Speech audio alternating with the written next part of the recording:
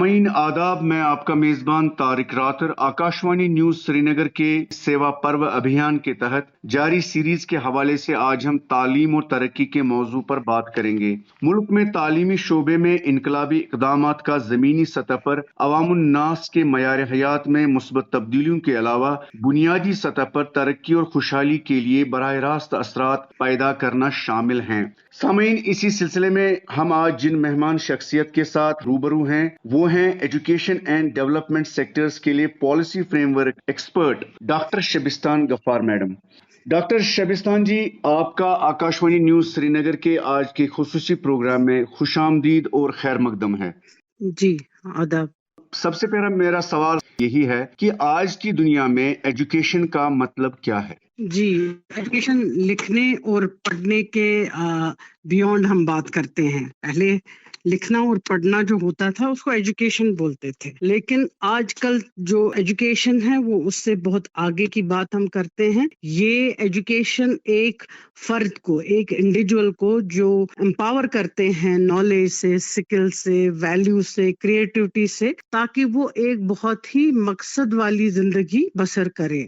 आजकल के 21वीं सदी में एजुकेशन जो यूथ्स को प्रिपेयर करती है, जो यंगस्टर्स को प्रिपेयर करती है, नॉट फॉर द जॉब, बल्कि वो एक बेहतरीन सिटीजन बने मुल्क के या जहाँ पे भी वो रहते हैं, उसके जो दिमाग जो है वो इनोवेशन की तरफ जाए और जो मसले और मसाइल होते हैं उनको सॉल्व करे। जैसे हम एजुकेशन में जेंडर सेंसिटिविटी बहुत अवेयरनेस जनरेट होती है और एनवायरनमेंट अवेयरनेस होती है, और जो कि टेक्नोलॉजी ड्रिवन से हम पूरे वर्ल्ड में चेंज लाते हैं कि बड़े इनोवेशन के तरीके से जिंदगी को, जैसे पहले कंप्यूटिंग था, आज हम तस्वर भी नहीं कर सकते थे पहले जमाने में कि जो एक फोन है वो हर एक के जेब में होगा और हर जगह उसकी एक्सेस होगी। आज से 40 साल पहले इस चीज का तस्वुर नहीं कर सकते थे, लेकिन आज ये मुमकिन है। It is because of technology, जो उन ब्रेन्स को ट्रेन किया गया थ्रू नॉलेज, थ्रू एजुकेशन।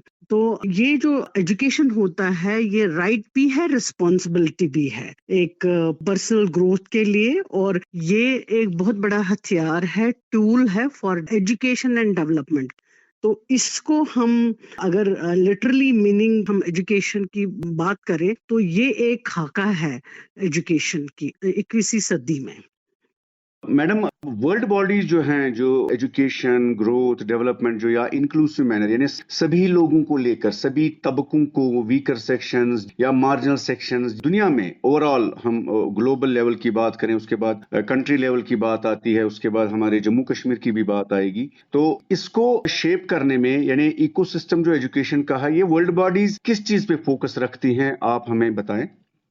देखिए, एजुकेशन की अगर हम बात करें ग्लोबली, उन इंटरनेशनल बॉडीज को इग्नोर नहीं कर सकते हैं, जैसे कि यूनेस्को है, यूनिसेफ है और वर्ल्ड बैंक। वो लोग एक ग्लोबल गोल को सेट करते कि जैसे हम बात करते हैं मोस्ट जो एसडीजी गोल्स जो है, जो सस्टेनेबल डेवलपमेंट गोल्स, उसमें ये एजुकेशन 4th नंबर पे आता है, जिसको क्वालिटी एजुकेशन फॉर ऑल। तो ये ग्लोबली इन चीजों को ये एजेंसी जो इंटरनेशनल यूएन की बॉडीज है, ये इस गोल को सेट करती है, जिसका मतलब है कि इंक्लूसिव ग्रोथ होती है, जैसे इक्वालिटी, लाइफ लॉन्ग, और वो जो ट्रांसफॉर्मेटिव ग्रोथ हो उसकी बात करते हैं। ये ऑर्गेनाइजेशन बहुत सारे जो अंडर डेवलप्ड कंट्रीज होती हैं उनको हेल्प करती हैं फंडिंग में, पॉलिसी गाइडेंस में और टेक्निकल सपोर्ट में। तो उससे जो पिछड़े लोग होते हैं किसी भी सूरत से, चाहे वो गरीब है, चाहे वो अमीर है, चाहे वो रूरल में रहे, चाहे वो अर्बन में रहे, चाहे वो मेल हो, चाहे वो फीमेल है, यानी कि हर चीज को वो केटर करके इंक्लूजन, जिसको हम कहते हैं इंक्लूसिव गोल, तो जो हर एक को मद्देनजर रख के ये उन चीजों को सपोर्ट करके, टेक्निकल, पॉलिसी गाइडेंस, फंडिंग, ताकि कोई एजुकेशन में पीछे ना रहे और वो पार्टिसिपेशन करे वर्ल्ड की डेवलपमेंट के लिए। मैडम, जाहिर है हर मुल्क जो है यूनाइटेड नेशंस के साथ जो जुड़े हैं, हर मुल्क में यही एक फ्रेमवर्क होगा, मैकेनिज्म होगा, इस तरह का जो म्यूचुअल कोऑपरेशन, कोऑर्डिनेशन, जाहिर है उसका अकाउंटेबिलिटी या उसके रिपोर्ट्स भी जाते होंगे। तो आपको कोई अंदाजा आप हमें बता सकते हैं कि किस तरह से ये फिर वापस हम रिपोर्ट करते हैं कोई भी मुल्क, कोई भी जहां से जाता है, जिनके साथ कोलैबोरेशन है, यूनाइटेड नेशंस के साथ जुड़े हैं, तो क्या इसका रिपोर्ट वापस जाता है? किस तरह से इसको देखा जाता है कि यूएन बॉडी को, जो कंसर्न बॉडी है, उनके पास ये चला जाता है? बिल्कुल चला जाता है। दिल्ली में यूएन का हेडक्वार्टर है हिंदुस्तान का, जो जैसे फ्रांस में इसका हेडक्वार्टर है, तो यहाँ पे दिल्ली में हिंदुस्तान के लिए यूनेस्को का बहुत बड़ा हेडक्वार्टर है। और वो लोग, जैसे हम बात करते हैं national institute of open schooling, वहाँ पे वो बच्चे जाते हैं जो कि किसी भी वजह से ड्रॉप आउट होते हैं। और जाहिर सी बात है, जो नॉर्मल स्कूल्स में नहीं जाते हैं, वो जो इनफॉर्मल स्कूल्स में जाते हैं, तो यूएन उनके साथ बहुत अच्छे से कोलैबोरेशन में काम करता है। स्कूलों में, रूरल एरियाज में वो काम करते हैं, और वो फिर मिलके रिपोर्ट बना के वो बिल्कुल बाज़ाब्ता तौर पे यूएन में चला जाता है। उसमें गवर्नमेंट, इवन की मिनिस्ट्री ऑफ एजुकेशन में, जो दिल्ली में है, शास्त्री भवन में है, वहां पे भी इनका ऑफिस है। तो they work with the collaboration, और हमारी हर एक रिपोर्ट एजुकेशन के हिसाब से वहां तक, ग्लोबल लेवल तक जाती है, और उन पॉलिसीज पे काम करते हैं। फिर वो पॉलिसी पे काम करके, ताकि जो भी उसमें कुछ गैप्स है उसको फुलफिल करने के लिए फिर वो तजवीज करते हैं, और उसके लिए एक पॉलिसी बनाते हैं, और उसको फिर इम्प्लीमेंट करते हैं, जिसमें यूएन भी एक पार्टनर होता है। जम्मू कश्मीर में इसका क्या फुटप्रिंट है यूएन की तरफ से? जो ये इनिशिएटिव्स हैं ड्रॉप आउट्स के लिए, किसी भी तरह से जो ड्रॉप आउट्स होते हैं, हमारी जो मिनिस्ट्री ऑफ एजुकेशन है, जाहिर सी बात है, जो education department Jammu and Kashmir के हैं, वो उन्हीं पॉलिसीज पे काम करती है ना, जो गवर्नमेंट सेट करता है। जैसे कि राइट टू एजुकेशन है, जैसे कि नेशनल एजुकेशन पॉलिसी है, तो वहां पे हमारा जो स्टेट गवर्नमेंट है, एजुकेशन डिपार्टमेंट, वो बिल्कुल उन पॉलिसीज, उन स्कीम्स में काम करता है, उन फ्रेमवर्क्स में काम करता है। तो हमारे यहाँ भी जम्मू कश्मीर में लिटरेसी रेट भी इम्प्रूव हो गई है, स्कूल्स का थोड़ा बहुत एक्सपेंशन भी हो गए हैं, एनरोलमेंट भी बढ़े हैं, लेकिन स्टिल हमारे को रिमोट एरियाज में, रूरल एरियाज में बहुत बड़ा चैलेंज है एक्सेस टू एजुकेशन। वो अभी भी अनइवन है, वो अभी भी हमवार नहीं हुआ है, वहां पे भी काफी सारे गैप्स हैं। तो जैसे हम इक्विटी, हमारी कंसर्न है कि जो मार्जिनलाइज कम्युनिटी की बच्चे होते हैं, खासकर लड़कियां हैं सर्टेन रीजन के, तो हम अर्बन या सिटीज की बात नहीं करते, हम बहुत ही रिमोटेस्ट ऑफ रिमोटेस्ट एरिया जो है, जहाँ पे अभी रोड की कनेक्टिविटी नहीं है, that is also the biggest challenge. वहां पे इंफ्रास्ट्रक्चर नहीं है, वहां पे टीचर्स की प्रोवाइड नहीं है। तो right to education in principle तो एग्जिस्ट होता है, लेकिन प्रैक्टिस में वी नीड मोर उसको इंक्लूसिव बनाने के लिए, इक्वल अपॉर्चुनिटी बच्चों को देने के लिए जरूरत है। इसमें काफी सारे रिपोर्ट्स आए हैं थ्रू ऑर्गेनाइजेशन, और जो गवर्नमेंट भी उस पे काम करता है, उसमें और भी बेहतर बनाने के लिए जरूरत है। तो हमारे जो कश्मीर में कॉन्फ्लिक्ट भी बहुत है, क्लाइमेटिकल चेंज जो है काफी सारा, उसका भी चैलेंज है। अभी आप देख रहे हैं काफी सारे रिमोट एरियाज में जो है, वहां पे फ्लड आ गए, काफी सारे मकान बह गए, रोड कट गए, उसी वजह से स्कूल भी गए होंगे। तो ये कितना बड़ा चैलेंज है हमारे पास, तो इसको हमारे को रखना चाहिए। जैसे स्कूल्स ऑन व्हील्स होता है, जो ऐसे ही चैलेंजिंग एरियाज होते हैं, ताकि जो बच्चे हैं वो किसी भी तरीके से आउट ऑफ स्कूल ना रहे, वो किसी भी तरीके से डेवलपमेंट फॉर एजुकेशन, क्योंकि एजुकेशन ही एम्पावरमेंट कर सकता है, that will link towards the industry, towards the market, towards the development. अगर उसी में हम काफी सारे तादाद में बच्चों को उससे आउट रखेंगे, तो हमारी मुल्क की तरक्की कैसे हो सकती है? तो उसमें हमें गवर्नमेंट को ज्यादा से ज्यादातर बजट बनाने की कोशिश करनी चाहिए।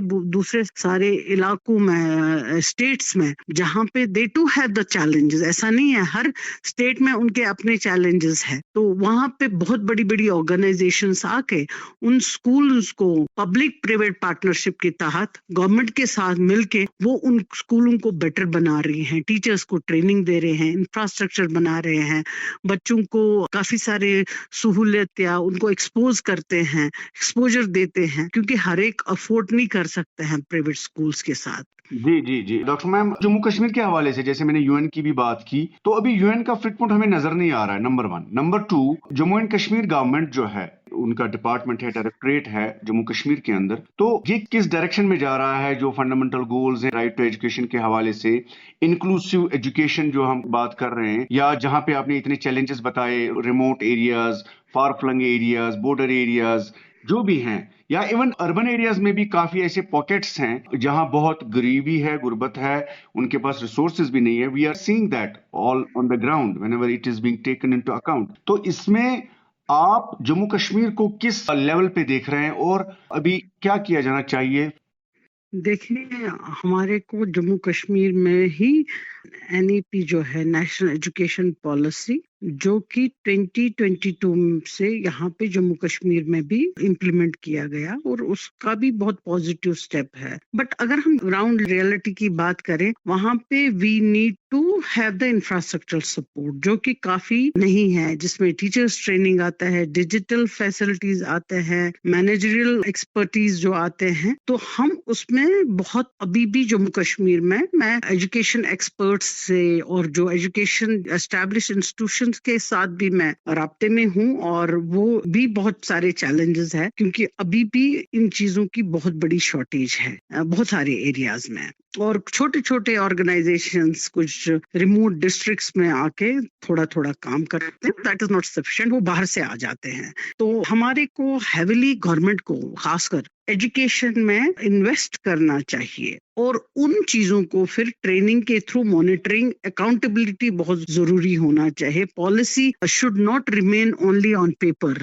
उसमें इम्प्लीमेंटेशन में भी हमें मॉनिटरिंग करना है कि बाकी ये सब चीजें हो रही हैं। हम एक मिसाल दे रहे हैं, जैसे कि अगर कहीं पे भी किसी भी वजह से लोग पीछे हो जाते हैं, तो अगर एजुकेशन पे वो इन्वेस्ट करते हैं, एजुकेशन की जो फाउंडेशन है उसको बहुत स्ट्रांग करके, हमने बहुत सारी ट्रांसफॉर्मेशन उन जगहों को में देखी है, हमारे हिंदुस्तान में भी और ग्लोबल लेवल पे भी। जापान में जैसे हम आपको बताना चाह रहे हैं कि वहाँ पे जो वर्ल्ड वॉर में बहुत सारा हिरोशिमा नागासाकी का नाम आपने सुना होगा, पूरा तबाह हो गया थ्रू बॉम्बिंग एंड ऑल। तो वहाँ पे जब ये सब तबाह हो गए तो कहाँ जाते वो लोग? तो उन्होंने एजुकेशन पे इन्वेस्ट करना शुरू किया। एजुकेशन में सबसे अट्रैक्टिव जो एक प्रोफेशन था वहां पे, दैट वाज टीचिंग। टीचर्स को अच्छे अच्छे टैलेंट्स को उन्होंने बहुत ही टेम्पटिंग टाइप का जो सैलरीज पैकेज उनको दिया, तो everybody opt for profession for education. तो उन्होंने उसमें बेस्ट देने की कोशिश की, जिसकी वजह से इलेक्ट्रॉनिक्स में वर्ल्ड से जापान को कोई मुकाबला नहीं कर सकता था, हाँ अभी भी।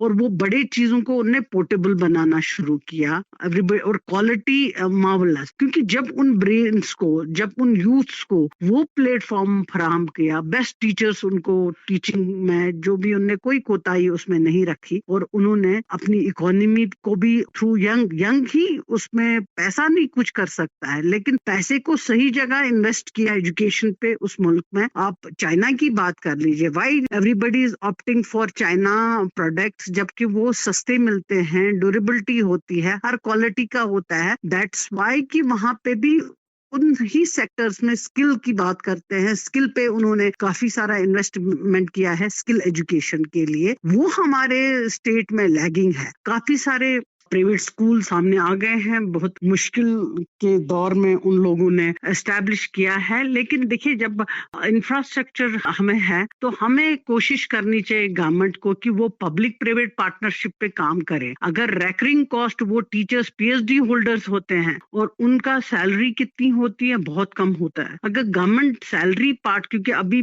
दूसरे जगहों पे बहुत बड़े ऑर्गेनाइजेशन और वो बहुत रिच, उनके पास कॉर्पस भी होता है, स्टिल गवर्नमेंट उनको पे कमीशन के तहत उनको तनख्वाहें देते हैं, और वो उनकी जॉब भी मिलती है, और उन स्कूल्स में क्वालिटी भी आता है। हमारे गवर्नमेंट को भी ये हमारा एक सजेशन है, और इसमें अगर हमारी गवर्नमेंट एजुकेशन में प्राइवेट स्कूल्स को पब्लिक प्राइवेट पार्टनरशिप में लाके उनको रेकरिंग जो होता है, कॉस्ट होता है, गवर्नमेंट उन टीचर्स को प्रोवाइड करे, तो उनके साथ इनजस्टिस भी नहीं होगा, और वो अपने सबसे बेस्ट टैलेंट, और अनस्टेबिलिटी भी नहीं होगी उनको फॉर एम्प्लॉयमेंट के लिए। तो this is one of the suggestion, हमारे गवर्नमेंट को इस पे गौर करना चाहिए।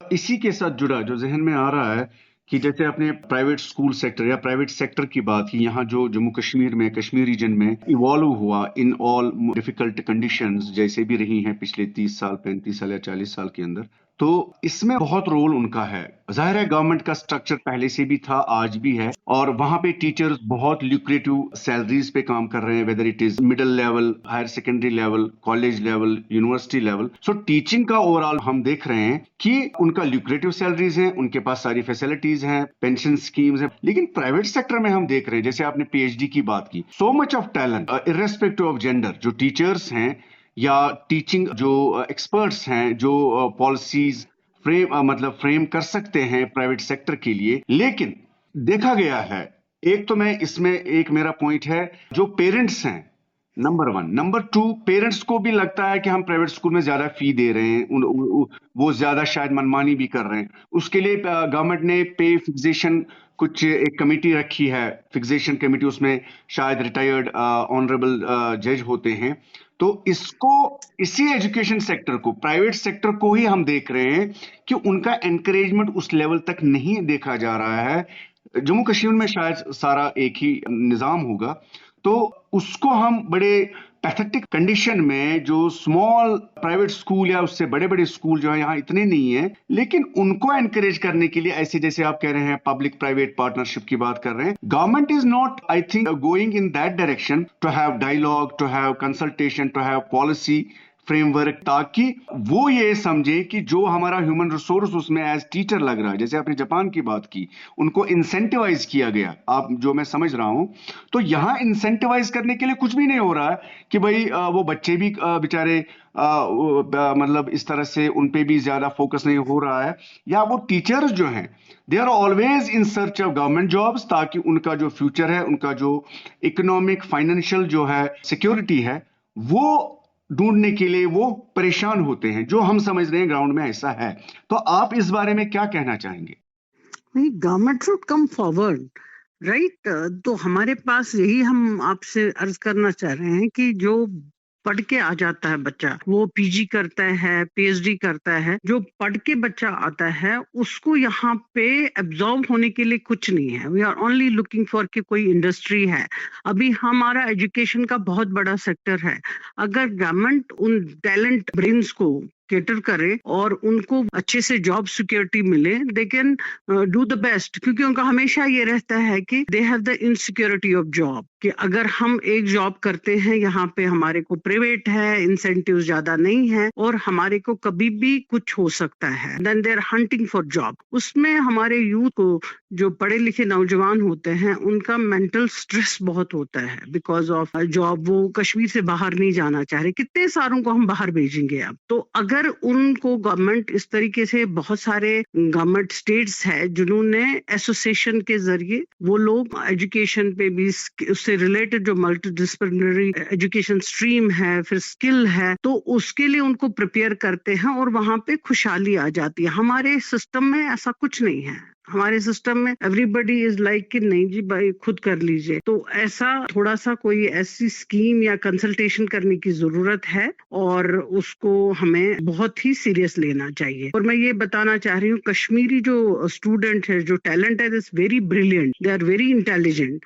जैसे हम एजुकेशन की बात करते हैं, एजुकेशन में अभी भी जो सिलेबस में जो होता है, वो जॉब मार्केट का डिमांड होता है, उसमें अभी भी मिसमैच हो रहा है। इंडस्ट्री और एकेडमिक लिंकेज नहीं है, बहुत वीक है। रिसर्च हमारा सपोर्ट है, बहुत लिमिटेड है। We can do wonders in agriculture, we can do wonders in floriculture, we can do wonders in mining, but our students they are not expose. उनको exposure है ही नहीं। कैरियर काउंसलिंग में उनको बताया जाए कि यही ऑप्शन है, तो उसके बाद जब उनको ये भी नहीं मालूम होता है हमने किस स्ट्रीम में कौन सी डिग्री की और उसके बाद what they are looking for. तो इसमें इनोवेशन की बहुत जरूरत है। वो इनोवेशन का जो हब है दैट इज ऑलमोस्ट एब्सेंट। तो इसमें हमें थोड़ा सा एक्सपोजर देने की जरूरत है नेशनली, ग्लोबली, ताकि हम स्ट्रेंथन करें वोकेशनल ट्रेनिंग्स को, प्रोफेशनल कोर्सेज को, और एजुकेशन का जो रिसर्च इकोसिस्टम है उसको स्ट्रांग बनाने की, प्लेटफॉर्म बनाने की जरूरत है, उसको स्ट्रांग बनाने की जरूरत है। नेशनल एजुकेशन पॉलिसी जो आई बीच में 2020 की बात आपने की, क्या इसमें ये गैप्स जो हैं, ऑब्जेक्टिव्स जो हैं, प्राइवेट पब्लिक पार्टनरशिप जैसे आपने कहा, उसका जो आपने हवाला दिया, so as education and development expert, आप क्या समझते हैं कि नेशनल एजुकेशन पॉलिसी में ऐसी चीजें हैं जिसमें पब्लिक प्राइवेट पार्टनरशिप में प्राइवेट सेक्टर जो है वो फले फूले और गवर्नमेंट सेक्टर भी आगे चला जाए? देखिए, हमने आपसे पहले भी अर्ज किया, जब तक लोगों का, जब जैसे आपने पेरेंट्स की बात की, आप टीचर्स की बात कर रहे हैं, गवर्नमेंट की बात कर रहे हैं, स्टूडेंट, 4 इसमें हमारे स्टेक होल्डर्स है। तो जब तक सब लोगों का पार्टिसिपेशन नहीं होगा, सब लोगों का पार्टिसिपेशन, हम जी नेशनल एजुकेशन पॉलिसी को इम्प्लीमेंट करें। अगर हमें कहीं पे कोई गैप लग रहा है, कोई कहीं मिसमैच हो रहा है कोई चीज, क्योंकि हर रीजन में अपनी अपनी नीड होती है, अपने अपने चैलेंजेस होते हैं, तो हमें भी थ्रू, जब हम आपस में कोऑर्डिनेशन में, organisation, institution, government, parents and then students, सब लोगों को कोऑर्डिनेशन में काम करके जो भी हमें रिकमेंडेशन, गैप्स या कुछ ऐसी चीजें, इनोवेशन, हम उसमें वो तजवीज गवर्नमेंट ऑफ इंडिया को भेज सकते हैं। बेबे कश्मीर में हमें ऐसे करने की जरूरत है, तभी तो वो सीरियस लेंगे जब आप अपने लेवल पे, क्योंकि हर एक माँ बाप का पार्टिसिपेशन होता है। यहाँ पे क्या है, यहाँ पे जो प्रेशर होता है पीयर्स का, माँ बाप बच्चों को ये बोलता है वो डॉक्टर है, आपको भी बनना है, जबकि उसको बिल्कुल नहीं सलाहियत है डॉक्टर बनने की, तो बाय फोर्स उसको डॉक्टर बनाते हैं। आज एमबीबीएस के बाद, कोई भी मेडिकल या इंजीनियरिंग के बाद पीजी इज वेरी इंपॉर्टेंट, तो पीजी के लिए भी उसको, लेकिन हम उस एप्टीट्यूड को चैनलाइज नहीं करते हैं। जो बच्चे में जो एप्टीट्यूड है, वो 9, 10th, 11th, 12th में ही बच्चे का जो एप्टीट्यूड है, उसका टैलेंट किस तरह है, उसको चैनलाइज करने की जरूरत है। वो थ्रू साइकोमेट्रिक एंड ऑल, ऐसे टूल्स को, ऐसी चीजों को अपना के पेरेंट्स भी उसमें पार्टिसिपेट हो सकते हैं, टीचर्स भी हो सकते हैं, स्टूडेंट और गवर्नमेंट और नॉन प्रॉफिट ऑर्गेनाइजेशंस भी उसमें। जैसे what is UNESCO? UNESCO is also एक ऑर्गेनाइजेशन है, यूएन बॉडी है, but that is not a global है, लेकिन वो भी इन सब का, जैसे अफ्रीका में है, बहुत सारे चैलेंजेस है, लेकिन जो मैं देखती हूँ, यूनेस्को जो अफ्रीकन गवर्नमेंट के साथ वहां पे काम कर रहे हैं और वो आगे बढ़ रहे हैं, वो पीछे नहीं हो रहे हैं, कि उनके पास काफी सारे चैलेंजेस वहां पे है, लेकिन उनकी पॉलिसीज और ये उनके गवर्नमेंट उस चीज को इम्पोर्टेंट देके, आप आज ग्लोबल लेवल पे उठा के देख लीजिए कि वो कहाँ कहाँ है, किधर किधर है अफ्रीकन सिटीजन्स। देखिए, कोई ऐसा नहीं होता है जहाँ चैलेंजेस नहीं है। हमें ये दिमाग में ट्रेन किया गया है, या तो गवर्नमेंट को करना है, या तो हमें कोऑर्डिनेशन में काम करने की जरूरत है, तभी कोई अच्छा रिजल्ट आ सकता, तभी कोई हमारे को डेवलपमेंट या कोई ऐसा चीज नजर आएगा। नहीं, हमने एजुकेशन सेक्टर में ऐसा काम किया है और इसका नतीजा 1 साल में ये निकला, 2 साल में ये निकला, वहां पे वो चीज गैप है, मिसिंग है। डॉक्टर मैम, क्या आप समझती हैं कि एक सस्टेन्ड कैंपेन की जरूरत है, awareness to educate people, to educate parents, to educate all the stakeholders, कि इसकी तरफ 24/7 365 के हिसाब से इस पे फोकस होना चाहिए, प्राइवेट सेक्टर को साथ लेकर, उनके मुश्किलात को देखकर, वहां जो हमारा ह्यूमन रिसोर्स काम कर रहा है, या जिस ह्यूमन रिसोर्स पे काम होता है, आई मीन स्टूडेंट्स, बच्चे जो हैं किसी भी लेवल पे, मिडिल लेवल पे, हाई स्कूल लेवल पे, या हायर सेकेंडरी, और even colleges, both educational, academic as well as vocational या प्रोफेशनल कॉलेजेस वगैरह, तो क्या किया जाना चाहिए? हर एक स्टेक होल्डर को किस तरह से काम करना चाहिए ताकि गैप्स जो है वो हम कम करके, खत्म करके एक अच्छे डायरेक्शन में चला जाए ये सारा काम, ताकि हम शायद वो गोल्स अचीव करें जिनके लिए यूनाइटेड नेशंस गोल्स डेवलप करते हैं या सेटअप करते हैं। तो आप क्या कहना चाहेंगे? आखिर में हम यही बात आपसे सुनना चाहेंगे। देखिए, हमारा ये रिकमेंडेशन है कि हम इनको कैसे प्लग करें, इन गैप्स को। जैसे गवर्नमेंट की बात करें, गवर्नमेंट को फॉरवर्ड आना चाहिए, उनको स्ट्रेंथन करना चाहिए इंफ्रास्ट्रक्चर, जो कि ज्यादातर रूरल और रिमोट एरियाज में है, और डिजिटल एक्सेस टू ऑल, क्योंकि ये डिजिटल का जमाना है, digital access to all childrens, और उसमें टीचर्स ट्रेनिंग होना चाहिए, अच्छे से क्वालिफाइड रिक्रूट फैकल्टीज को इंट्रोड्यूस करना है, उनको अपॉइंट करना है, और हमारे को जो सिलेबस में, करिकुलम में इंट्रोड्यूस करना है, वो skill based vocational and livelihoods के कोर्सेज जो लिंक करे, एजुकेशन को रोजगार के साथ जुड़ाएं, ऐसे कोर्सेज को हमें एनकरेज करना चाहिए, करिकुलम में लाना चाहिए।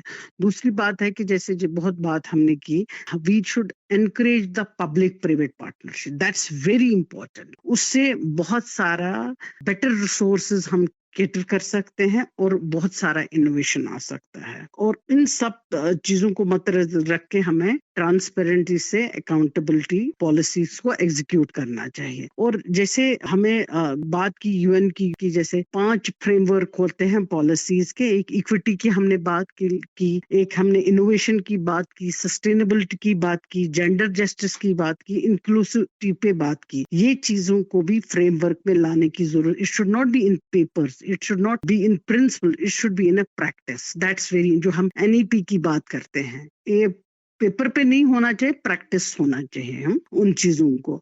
दूसरी बात है कि हम हमेशा, हमारे यहाँ क्राइसिस है जो कि हमारी मतलब एजुकेशन का अल्टीमेट गोल क्या है, लाइवलीहुड।